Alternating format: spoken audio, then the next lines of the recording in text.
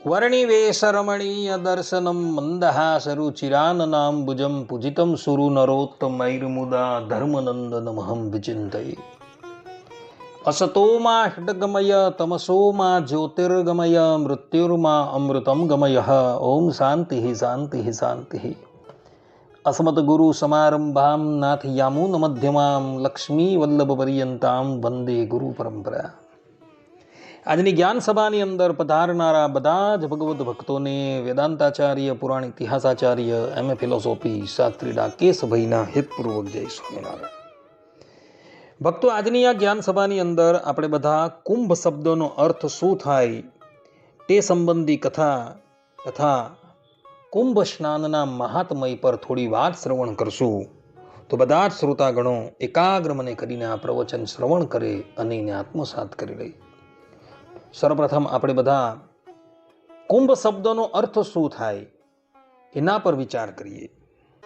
તો કુંભ શબ્દનો અર્થ કરતા મહાત્માઓ કહે છે, કુંભ પૃથ્વીમ ભાવયંતી સંકેતયંતી ભવિષ્યત કલ્યાણાદિકાય મહત્યાકાશે સ્થિતઃ બૃહસ્પત્યાદયો ગ્રહઃ સંયુજ્ય હરિદ્વાર પ્રયાગાદિ તત્ત પુણ્યસ્થાન विशेषानुद्देश्य यस्मिन् स कुंभ, अर्थात के पृथ्वी को भविष्य कल्याण की सूचना देने के लिए हरिद्वार, प्रयाग आदि पुण्य स्थान विशेष के उद्देश्य से निर्मल महाकाश में बृहस्पत्यादि ग्रह राशि एकत्र हो, जिसमें उसे कुंभ कहते हैं. निर्मल आकाश ની અંદર બૃહસ્પતિ આદિક ગ્રહો જે રાશિની અંદર એકત્રિત થાય તે સમયે જે પર્વ મનાવવામાં આવે એને કુંભ પર્વ કહેવામાં આવે છે. આ પ્રમાણે કુંભ શબ્દનો અર્થ મહાત્માઓએ કરેલો છે.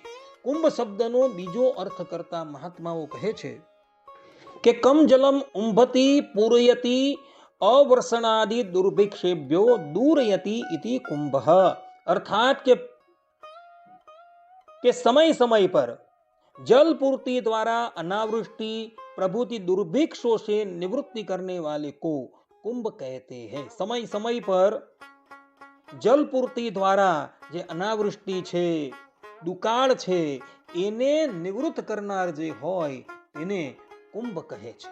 કુંભ શબ્દનો ત્રીજો અર્થ કરતા મહાત્માઓ કહે છે કે કુંભ પૃથ્વીમ ઉંભતી पूरयति मंगल सम्मान आदि भीरिति कुंभ. अर्थात के पृथ्वी को मंगल सम्मान आदि से पूर्ण करने वाले को कुंभ कहते हैं. धरातल ने मंगल सम्मान आदि ही पूर्ण करनार जे होय તેને કુંભ કહેવામાં આવે છે. આ પ્રમાણે મહાત્માઓએ કુંભ શબ્દનો ત્રીજો અર્થ કરેલો છે. કુંભ શબ્દનો ચોથો અર્થ કરતા મહાત્માઓ કહે છે, કુમ કુત્સિતમ ઉંભતી दूरयति जगत हितायति वा कुंभ. अर्थात के कुत्सित दोषों को जगत कल्याण की भावना से प्रेरित होकर दूर करने वाले को कुंभ कहते हैं. जगतनी अंदर જેટલા પણ દોષો છે એ બધા જ દોષોને દૂર કરી કલ્યાણ કરનારા પર્વને કુંભ કહેવામાં આવે છે. આ પ્રમાણે કુંભ શબ્દના વિવિધ અર્થો મહાત્માઓએ કરેલા જોવા મળે છે. કુંભ સંબંધી કથા એ સ્કંદ પુરાણની અંદર જોવા મળે છે. કથા એવી છે કે એક સમયે કશ્યપના પુત્રો દેવતાઓ અને અસુરો ભેગા મળી ક્ષીરસાગરનું મંથન કરી રહ્યા હતા. મંદરાચલ પર્વતને રવૈયો બનાવી, વાસુકી નાગને નેતે બનાવી અમૃતની પ્રાપ્તિને અર્થે સુરાસુર સમુદ્રનું મંથન કરી રહ્યા હતા. એ સમયે 14 રત્ન ભેળા ધન્વંતરી ભગવાન અમૃતનો કુંભ લઈને બહાર આવે છે.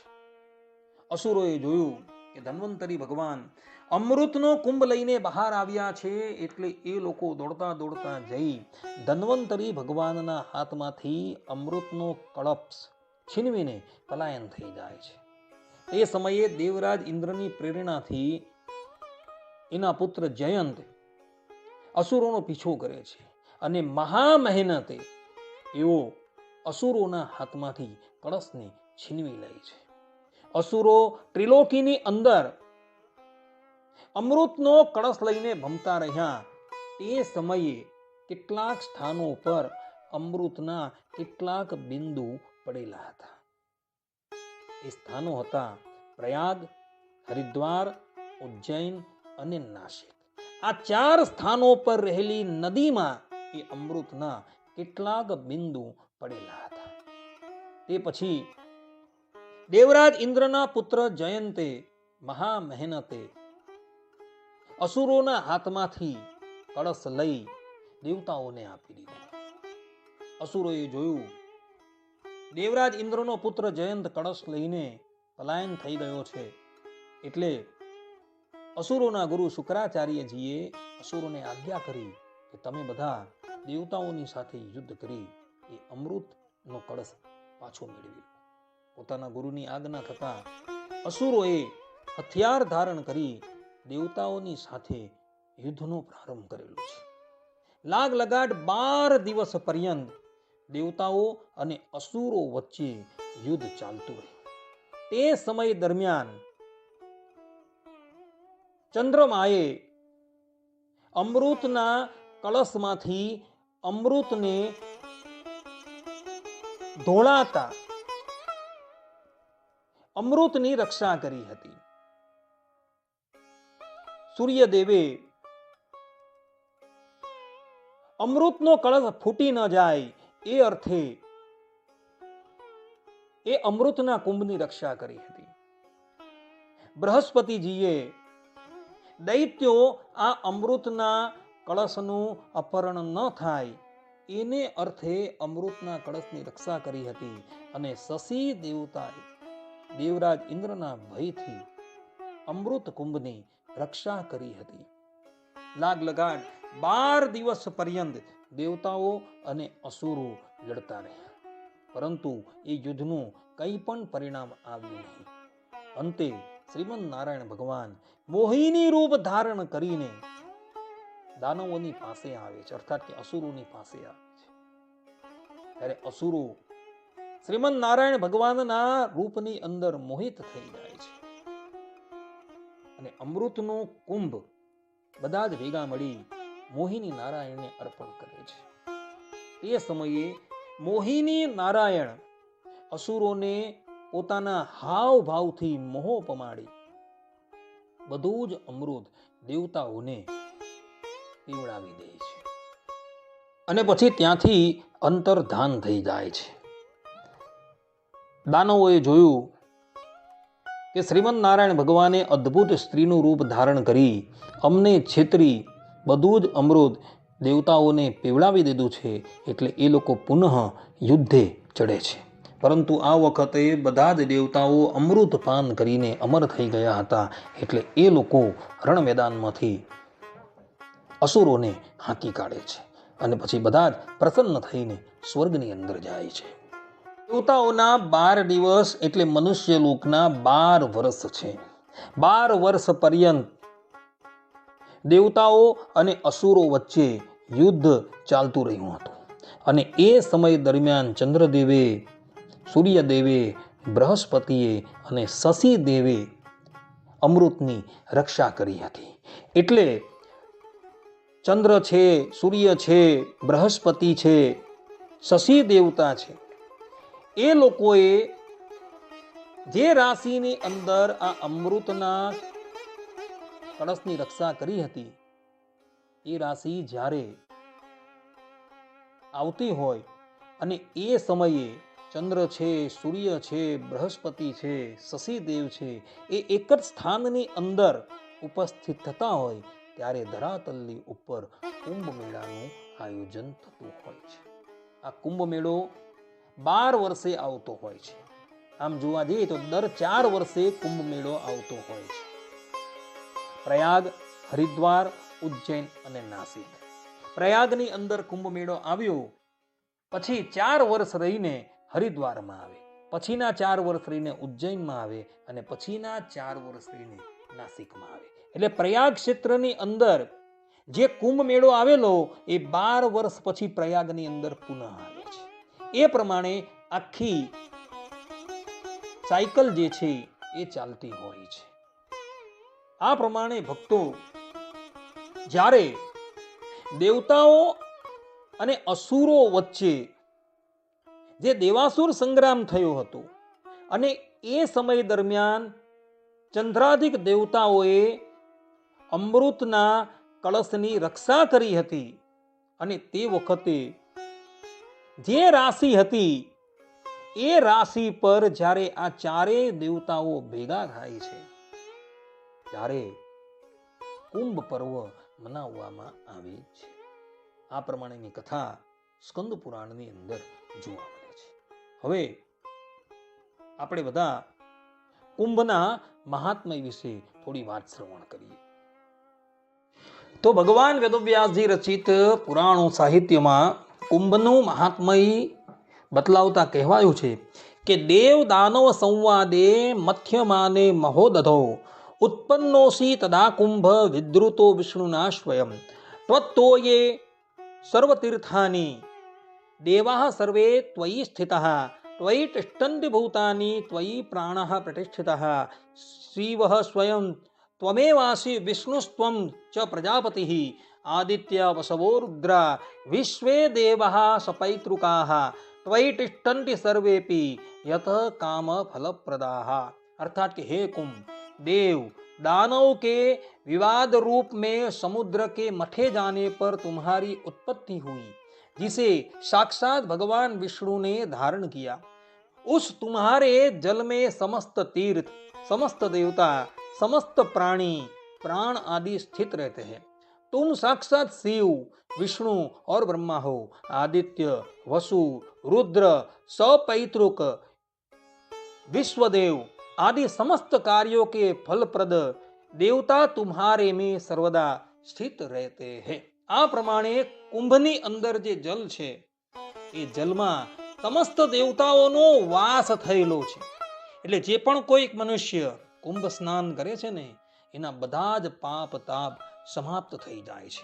વેદોમાં પણ કુંભનું મહાત્મય બતલાવતા વેદ ભગવાન પોતાના સ્વમુખે કહે છે કે જગાન વૃત્તમ સ્વદિતેર્વનેવ રૂરોર પૂરો અરદન્ન સિંધુન બિભેદ ગીરીમ નવ ભિન્ન कुंभ भागा इंद्रो अकृणुता सयुग्मि भी.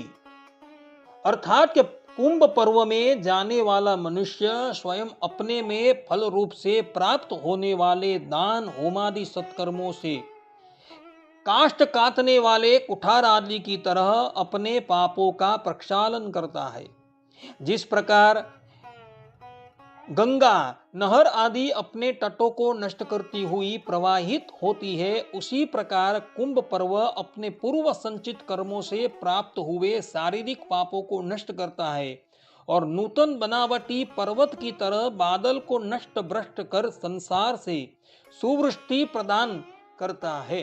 આ પ્રમાણે અહીં વેદ ભગવાન ઋગ્વેદ 10:89-7 અંદર સ્પષ્ટ રૂપે કહે છે કે જે પ્રમાણે મોટા મોટા દાન કરવાથી, મોટા મોટા યજ્ઞ કરવાથી મનુષ્યના બધા જ પાપો સમાપ્ત થઈ જાય છે, તે જ પ્રમાણે કુંભ પર્વની અંદર સ્નાન કરવા માત્રથી મનુષ્યના બધા જ પાપો સમાપ્ત થઈ જાય છે. દાન છે, યજ્ઞ છે, એની અંદર તો જાજુ ધન ખર્ચવું પડે છે, પરંતુ કુંભ સ્નાનની અંદર ધન ખર્ચવું પડતું નથી.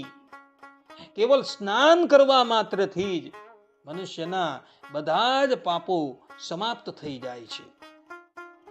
તેમ શુક્લ યજુર્વેદ 19મા અધ્યાયની 87મી ઋચામાં વેદ ભગવાન કહે છે કે કુંભો વનિષ્ઠુર જનિતા સચિભીર યસ્મિન નગરે યોન્યામ ગર્ભ અંતઃ પ્લાસિર્વ્યક્ત સતધા र उत्सो दुहेन कुंभी स्वधाम पितृभ्य. अर्थात कि कुंभ पर्व सत्कर्म के द्वारा मनुष्य को इहलोक में शारीरिक सुख देने वाला और जन्मांतरों में उत्कृष्ट सुख को देने वाला है. આ પ્રમાણે અહીં વેદ ભગવાન પોતાના સ્વમુખે કહે છે કે જે પણ કોઈક મનુષ્ય કુંભની અંદર જઈને સ્નાન કરે છે એ મનુષ્યને આ લોકની અંદર તો સુખની પ્રાપ્તિ થાય જ છે, પરંતુ પરલોકની અંદર પણ સુખની પ્રાપ્તિ થાય છે. તે જ પ્રમાણે અથર્વવેદ 19:53 પણ વેદ ભગવાન કહે છે કે પૂર્ણ કુંભો અધિકાલ અહિતસ તમ વૈ પશ્યામો બહુધાનુસંતઃ સ ઈમા વિશ્વા ભૂતાની કાલમ તમાહુ પરમે વ્યોમન। अर्थात कि हे संतगण, पूर्ण कुंभ समय पर 12 वर्ष के बाद आया करता है, जिसे हम अनेकों बार प्रयाग आदि तीर्थों में देखा करते हैं। कुंभ उस समय को कहते हैं जो महान आकाश में ग्रह राशि आदि की योग से होता है। અહીં વેદ ભગવાન કુંભ ક્યારે આવે છે તેની વાત કરે છે અને એ અથર્વવેદના 4:34-7 વેદ ભગવાન કહે છે કે ચતુરઃ कुंभांश चतुर्धा ददामि। अर्थात कि हे मनुष्य, मैं तुम्हें ऐहिक तथा आमुष्मिक सुखों को देने वाले 4 कुंभ पर्वों का निर्माण कर 4 स्थानों यानी हरिद्वार, प्रयाग, उज्जैन और नासिक में प्रदान करता हूं। आ प्रमाणे વેદ ભગવાન અહીં પોતાના સ્વમુખે કહે છે કે આ લોક અને પરલોકની અંદર સુખની ઈચ્છા વાળાઓને અર્થે હું વેદ ભગવાન દરેક મનુષ્યને 4 કુંભ પર્વ અર્પણ કરું છું। જે કુંભ પર્વની અંદર સ્નાન કરવા માત્રથી મનુષ્ય આલોક અને પરલોકમાં સુખના ભાજી થશે। આ પ્રમાણે વેદ ભગવાને પોતાના સ્વમુખે કુંભ સ્નાનની મહત્તા બતલાવેલી જોવા મળે છે। તો આ પ્રમાણે વિશ્વભરની અંદર નિવાસ કરતા દરેક હિન્દુઓ આ કુંભનું મહાત્મય વિચારી પોતાના જીવના ઉદ્ધારને અર્થે અને પોતાના જીવનને સાર્થક કરવાને અર્થે કુંભ સ્નાન કરવા અવશ્ય આવે।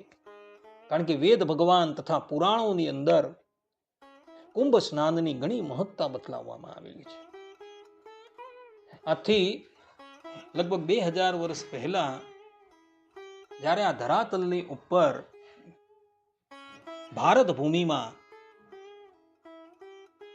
બૌદ્ધ જેવા અનાર્યોનું શાસન હતું, ત્યારે બૌદ્ધ લોકોએ આપણા બધા જ તીર્થોને પવિત્ર કરી દીધેલા હતા અને તે વખતે કુંભ પર્વ લગભગ લુપ્ત પ્રાય થઈ ગયો હતો। તે સમયે બુદ્ધ લોકોનો સામનો કરવાને અર્થે સાક્ષાત ભગવાન શંકરના અવતાર એવા આદિ જગતગુરુ શંકરાચાર્યજીનું પ્રાગટ્ય થાય છે અને એવો પોતાના સામર્થ્યથી બુદ્ધોને શાસ્ત્રાર્થની અંદર પરાજિત કરે છે અને ભારત વર્ષમાંથી એવો બુદ્ધોને ખદેડી દે છે અને ધરાતલ પર એવો સમસ્ત તીર્થોનો તથા સમસ્ત પર્વોનો ઉદ્ધાર કરે છે।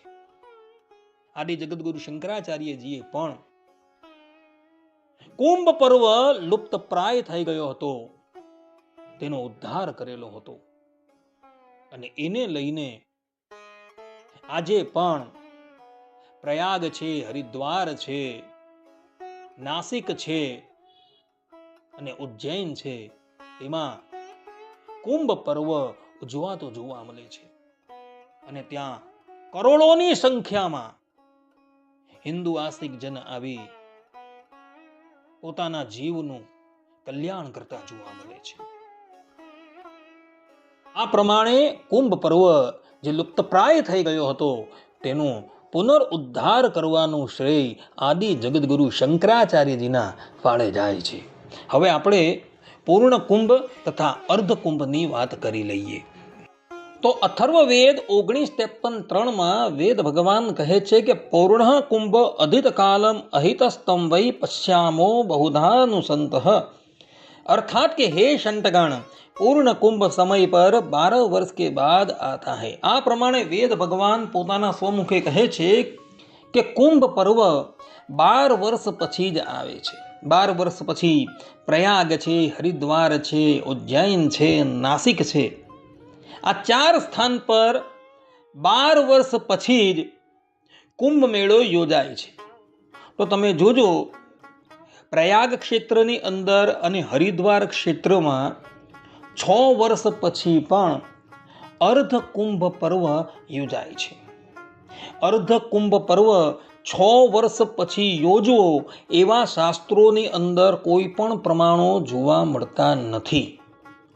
પરંતુ એ સંબંધમાં આપણા અહીં એક વાત ચાલી આવે છે.